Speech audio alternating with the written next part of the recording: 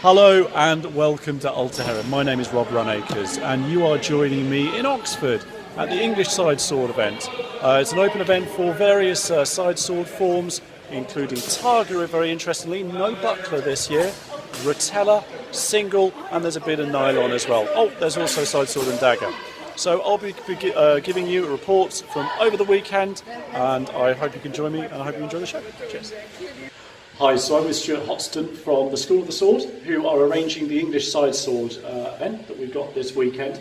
So, can you give us a bit of background, what the spur was for doing this event, why we decided to do this as opposed to all the other events? I think we see a lot of longsword and we see a lot of rapier, but I think one of the things we were conscious of is that although people practice side sword in its various permutations quite a lot, we don't see many competitions where you get some of the variety like Rotella or single side sword or even with Targa like we have this weekend. And particularly I suppose in what we're talking about is more 16th century sword forms which has got the forward ring. You see sort of buckler, but of course it's often 133, that sort of stuff. Yeah, so that's exactly right. I think the swords we have this weekend just have a single ring, so we don't go into any complex hilts, but it's not, as you say, like I-33 where everything's up here and kind of swinging around. So. Yeah, okay. So what events have you got on this weekend? So we've had a nylon tournament for people who've never been to tournaments before as like an introduction, and we love to see new people coming through, so that's something we thought was quite important. We've also had single side sword and dagger. Tomorrow we have side sword and Targa and side sword and Rotella. And of course the reason why you're having Targa is I suppose there's so many sword and buckler events going around there. But of course one could argue that it is nonetheless the Bolognese sword and buckler is, let's call it the Italian 16th century, 17th century, because of course people start arguing whether it's Bolognese or not. But that sort of form is quite different to what we see in the medieval. I think that's right, and one of the things I'm looking forward to tomorrow, so I'm actually competing in the Rotella, but I'm looking forward to watching and judging the Targa, because I think you're absolutely right, the shape of the Targa allows you to do different things, and it means that as you watch opponents come into an exchange, they are preparing in a different way and they're planning in a different way than they would be with just a straightforward. Do you think we're going to see this? There's actually very few clubs that teach it. We know taught like here last year doing Targa, and a lot of people haven't seen that. Emilio Schiermont is teaching this year on Targa.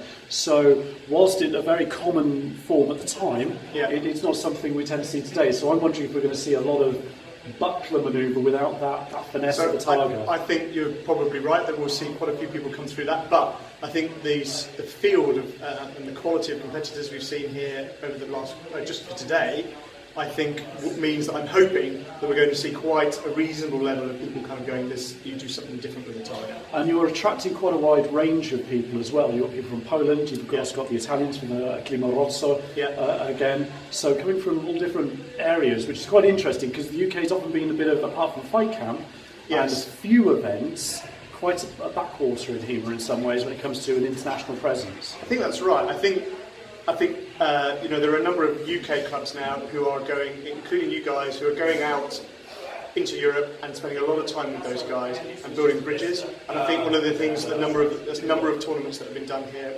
more than once now in the UK, are really seeking to build some quality. I'd argue again slightly with that in that I've been going out for years going abroad. Obviously you've got Matt Easton, but before that you've got Chris Chatfield for the 95. That's true, Andrew Feast. I think the difference is the competition-based people who are going out there. We're starting to see that rise here. So I suppose because you've got the competitions coming more over here. Is this something you're going to continue? Do you think the side sword event is going to be a permanent part of the human calendar? I think for as long as we can organise it and it's sustainable, absolutely, yeah. I think the feedback we've had both from last year but also seeing some of the people who are here this year, it's really exciting to see that kind of cross-fertilisation from clubs all across Europe. And of course you're in Oxford, which is going to be an attraction. I mean obviously you've got a great event called in Godalming, but it's not quite the same. People want to see Oxford. It's not as picturesque, not by any stretch. Okay, Stuart, thank you very much for your time. Thank you very much. Okay, so I'm with Sam Booth, who's from the London Sal of the Renaissance Sword Club. And yes, we've got a Sal now, as opposed to the dusty... No, let's carry on. So we're with Sam Booth, who's got the London branch of the Renaissance Sword Club. And do you want to tell us just about that, what you're doing there? We're trying a slightly different format to the training. looking at a lot of one-to-one, prioritising it over lots of group work and exercises, and trying to then rely on people's initiative a little bit to get them working on stuff. Okay. Now this is predominantly with single rapier, isn't it? Predominantly single rapier, a little bit of rapier and dagger. Single rapier mostly from Gérard d'Anvers, rapier and dagger from the Livre de Leçon and whatever other vulgar distress associates I come across. So maybe a bit of Godinho, that sort of thing. Godinho, yep. Okay. And then non-vulgar, well, it's all vulgar, but... anything that's not noble distress or true distress, of course, is vulgar. It's but vulgar. yeah. Cavalcabo and Danse as well. Okay, fantastic. So let's talk a bit about your leather work, actually. Because do you want to tell us about your organisation, what it is you do? I'm set up the one-man operation of Bothy Leather. It's handmade leather work. I'm trying to make some protective equipment, some back of head protectors, working on some gorgets, chest protectors potentially. Do you want to just open up your jacket? You can show the neck protector you've got. This is an old one, I think. Very much a prototype. Yeah. But of course, that's all I can afford to use myself. So just come in here. The design is quite neatly hinged, made out of stiffened leather across the front and lined with foam. Okay. And I've got one of his back of head protectors. I think Dave Rawlins. Dave, you're getting one as well, isn't it? Yep. Yeah. So you need to get in there because obviously the queue is growing. Jumping up, yep. But how can people contact you for more details of that? On Facebook. Okay. Look up Bothy Leather. Just take it from there, I guess, message him. So, Sam, thanks very much for your time. So I'm joined here by Devis, Carli. I hope I pronounced it right. Yeah. We'll dispiace if I haven't. So let's talk about your competition that you've had this weekend. Another fabulous competition. What's gone on for you? I'm competing in sword and dagger and sword and rotella, which are, well, let's say one of the many weapons we practice in Sala d'Arma Achille Marozzo.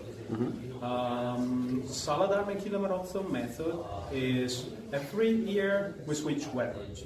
So first year is single sword from Marozzo and Manciolino for everyone. Everyone must do that.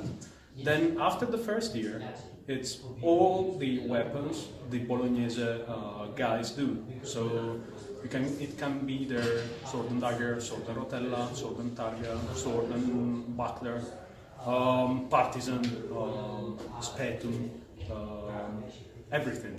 How do you manage to do all of these weapons? I mean, how many times do you meet during the week? I mean, once or twice, or because you've got a huge range of weapons, and I'm wondering how you can practically learn them.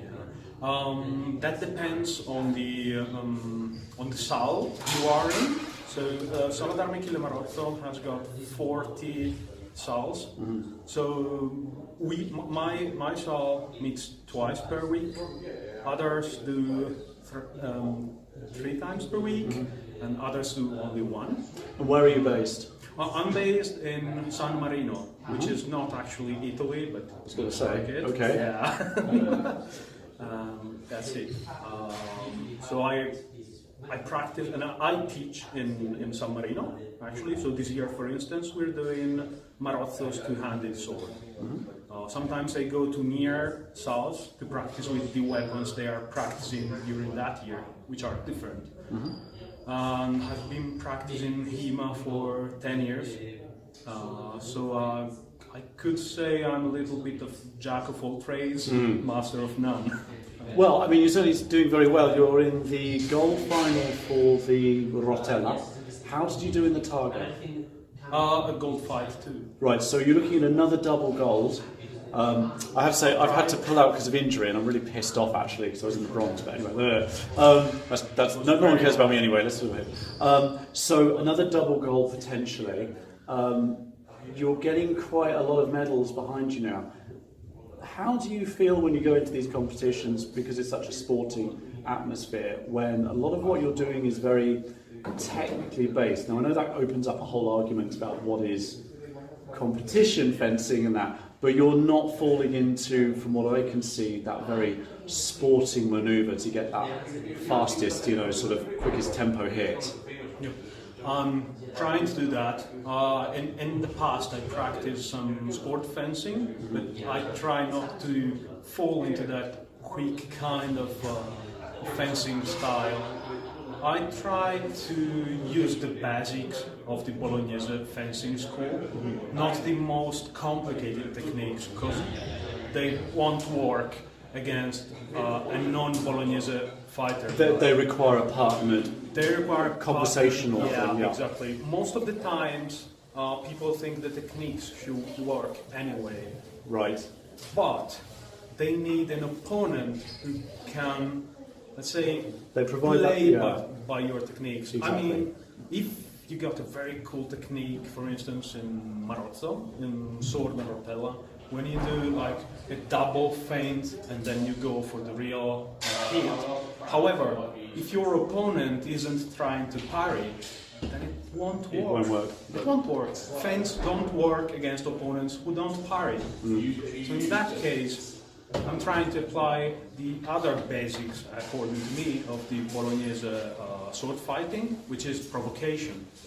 If the opponent is always attacking you with very fast cuts or fast thrusts, whenever you attack, then you must feint your attack, provoke him, and then be good, very good with parry riposte.